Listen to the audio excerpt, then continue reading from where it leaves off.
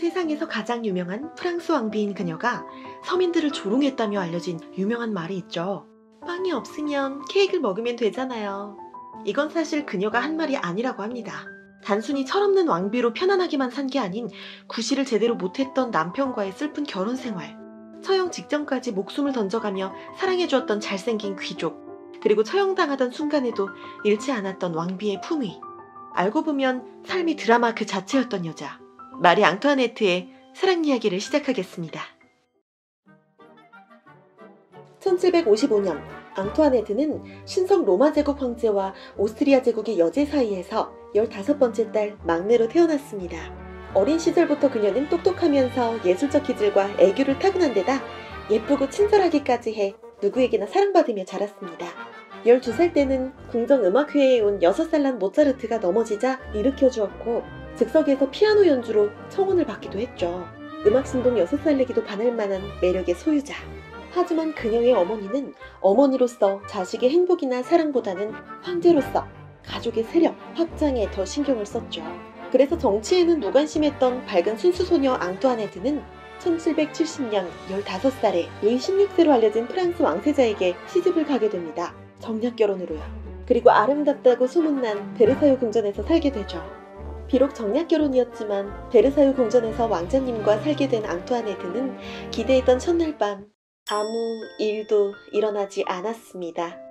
그날도 그 다음날도 무려 7년 동안 그녀의 남편 루이는 무기력한 남자였어요. 앙투아네트는 누가 봐도 예쁘고 어디에서도 우아하고 매력 넘치는 최고의 신부였고 남편도 그에 빠져 밤마다 그녀를 찾아왔지만 마지막 결정적인 타이밍에 뭔가가 자꾸 안 됐습니다. 아무리 애쓰고 낑낑거려도 남자의 중요한 부분이 반응을 하지 않았던 것이죠. 무려 2000일, 7년 동안. 이게 대체 무슨 일인가 싶어 프랑스 궁중 의사를 데려와 이 비극에 대해 진찰했으나 이건 정신적인 게 아니라 사소한 신체적 결함이라는 결론이 났어요. 바로 남자의 중요 부위 껍데기가 중요한 순간에 중요 부위를 눌러버려서 심한 통증이 생기고 충동까지 사라지는 것이었습니다. 포경시술이 필요한 상황이었지만 매사에 결단력 없고 우유부단한 성격이었던 루이는 끝까지 포경을 하지 않겠다며 고집을 부렸어요. 그렇게 기나 긴 설득 끝에 7년 만에 결국 그녀는 남편을 설득하는 데 성공했습니다. 시술을 받은 루이는 바로 앙투아네트와 감격스런 첫 부부 동침을 하게 되었고요. 결혼생활 8년 만에 왕녀와 왕자를 낳았죠. 하지만 7년의 기간 동안 15살에서 22살의 어린 소녀였던 그녀는 이미 지쳐버렸고 남편에게서 마음이 멀어져 버렸습니다. 우유부단한데 자신감까지 잃은 남편은 언제나 그녀 앞에서 의기소침해져 있었고 괜히 잘 보이겠답시고 사치스러운 선물이나 계속 해댔어요. 사실 어린 그녀에게 필요했던 건 다정하고 자신감 넘치는 매력적인 왕자님이었는데 말이죠. 요즘으로 치면 소극적인 집돌이 남친을 답답해하는 프로바간러 여친이었다고 할 수 있겠습니다. 실제로 대외적으로도 루이는 좋은 사람이긴 했지만 좋은 군주는 아니라는 평을 받을 만큼 원래부터 카리스마와 리더십이 없었다고 해요. 오로지 남편과의 결혼 때문에 친정에서 나와 타지인 프랑스에 살게 된 앙투아네트는 이런 이유들 때문에 큰 외로움과 소외감을 느꼈고 그 쓸쓸함을 사교 활동으로 풀었어요. 안방 내조만 하던 전통적인 프랑스 왕비들과는 달리 대단히 활동적이었고 각종 연회, 무도회 등의 사교계 행사를 직접 주최하고 전면에 나서는 걸 좋아했죠. 그리고 이건 남편과의 첫 동침을 한 후 아이를 낳은 후에도 계속 이어졌어요. 베르사유 정원 한 구석에 있는 전용 별장에서 가면 무도회를 열기도 하고 평소에는 시골처럼 꾸며놓고 전원 생활을 즐기기도 하며 스트레스를 풀었습니다. 심지어 나중엔 왕궁에서 살지 않고 별장으로 이사를 해버리기까지 했죠. 그러던 중 무도회에서 한 명의 귀족 청년을 만나게 됩니다. 예의 바른 태도에 상남자의 분위기, 많은 재산, 그리고 그림처럼 생긴 얼굴에 군인 출신 특유의 단단한 근육까지. 스웨덴 외교관 한스 악셀 폰 페르센. 페르센을 만나게 된 것이죠. 추상화만 봐도 정말 잘생겼네요. 그를 본 앙투아네트는 눈에 띌 만큼 멋진 차림에 날씬한 허리와 요사스런 걸음으로 그에게 다가갔어요. 그리고 먼저 말을 걸었죠. 그것을 시작으로 그녀와 페르센의 내밀한 관계가 시작되었습니다. 왕비인 그녀로서는 정말 위험한 관계가 아닐 수 없었어요.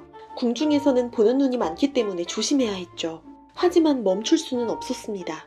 괴로웠던 7년이 지나고 이제 한층 더 성숙한 여자가 된 그녀에게 서툴고 배불뚝이인 남편보다 당당한 성격의 근육질인 애인은 절대로 끊을 수 없는 마약과도 같았습니다. 자신도 의식하지 못한 채 처음 열정적인 사랑에 빠진 그녀는 상기된 얼굴로 애교를 부리면서 페르센에 대한 감정을 사람들 앞에서 숨기지 못했어요. 하지만 똑똑했던 페르센은 그녀를 너무나 사랑하면서 동시에 이 사태의 심각성을 느끼고 있었습니다. 한낱 감정 때문에 사랑하는 왕비가 스캔들에 휘말리는 걸 걱정했던 거죠. 결국 이 현명한 남자는 그 상황에서 할 수 있는 최선의 행동을 취했어요. 그것은 바로 그녀와 수천 킬로미터 떨어져 있는 미국으로 떠나는 것이었죠. 오로지 그녀를 위험하게 하지 않겠다는 일념만으로요. 페르센의 고국인 스웨덴에 남아있는 공식 문서에도 젊은 그의 판단이 너무나 현명하고 신중했음을 칭찬했었죠. 그러나 그 일이 일어나고 말았습니다. 1789년 7월 14일 프랑스 대혁명. 프랑스의 왕 루이 16세와 왕비인 마리 앙투아네트는 혁명군에게 쫓기는 신세가 되었습니다. 그러자 그녀의 가장 친한 친구라고 생각했던 사람들은 모두 그녀를 버리고 떠나갔습니다. 하지만 미국으로 떠났던 페르센은 그녀를 위해 오히려 미국의 지원군과 함께 프랑스로 돌아왔습니다. 앙투아네트가 위험하다는 걸 너무나 잘 알기 때문에 이제 더 이상 그녀와 떨어져 지낼 수 없다고 생각했어요. 그리고 그는 그녀의 간절한 바람에 따라 프랑스 군대의 연대장이 되었어요. 대체 미래가 창창한 젊은 청년이 혁명군과 싸우는 목숨 건 선택을 하면서까지 왜 그녀를 지키려고 했을까요? 그의 마음은 그의 누이에게 보낸 편지에서 확실하게 드러납니다. 나는 절대 결혼을 하지 않기로 결심했어. 나는 그녀에게 속하고 싶지만 사랑하는 그녀는 내가 속할 수 없는 사람이니까. 하지만 그녀는 내가 다른 사람에게 속하는 걸 원하지 않을 거야. 왕비라고 정확하게 언급을 하진 않았지만 그녀라고 언급한 건 정황상 이미 결혼할 수 없는 왕비의 신분을 말하는 거라 할 수 있습니다. 이렇게 누군가에게 대놓고 왕비와의 관계를 암시했다는 건 그만큼 왕비와의 관계가 깊어지고 있다고 할 수 있던 거죠. 그리고 그들의 관계는 세상 사람들에게 소문이 나기 시작했습니다. 하지만 그것도 잠시. 페르센의 계획으로 왕실 가족은 혁명군을 피해서 한밤중 왕궁 작은 문을 통해 탈출을 시도했지만 모두 체포되어 버리고 말았어요.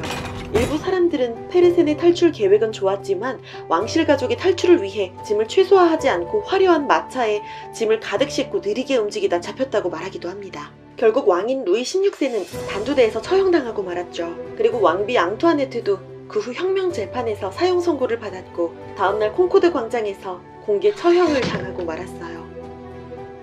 하지만 품위를 중시했던 그녀는 혁명군에게 3일 동안 신문을 받으면서도 처형을 당하는 순간에도 의연한 모습을 잃지 않았다고 합니다. 처형당하기 직전 그녀가 마지막으로 남긴 말도 사형 집행인의 발을 실수로 밟은 후 미안해요. 일부러 그런 건 아니었어요. 라는 에티켓을 지키는 사과 인사일 정도였죠. 그렇지만 그녀가 사실 속으로 얼마나 떨었을까요? 처형당하기 며칠 전 엄청난 공포와 절망으로 인해 그녀의 머리가 백발로 변하기도 해 머리가 갑자기 하얗게 새버리는 증상을 마리 앙투아네트 증후군이라고 부르기도 합니다. 마리 앙투아네트의 처형 소식을 들은 페르센은 루이에게 보내는 편지에서 자신의 참담한 심정을 언급했습니다. 내가 살아가는 이유였으며 단 한순간도 사랑하지 않은 순간이 없었고 내 모든 것을 바쳤고 수천 번이라도 목숨과 바꿀 수 있던 여인이 이제는 없어. 이제 나는 어떻게 살아가야 할지 모르겠다. 그저 그녀의 곁에서 죽고 싶은 심정일 뿐이야. 이상 세상의 모든 사랑 이야기를 전하는 러빗이었습니다. 오늘도 사랑하고 사랑받는 하루 되세요. 더 많은 사랑 이야기를 들려드리기 위해 러빗을 구독하고 알림을 꼭 켜주시기 바랍니다.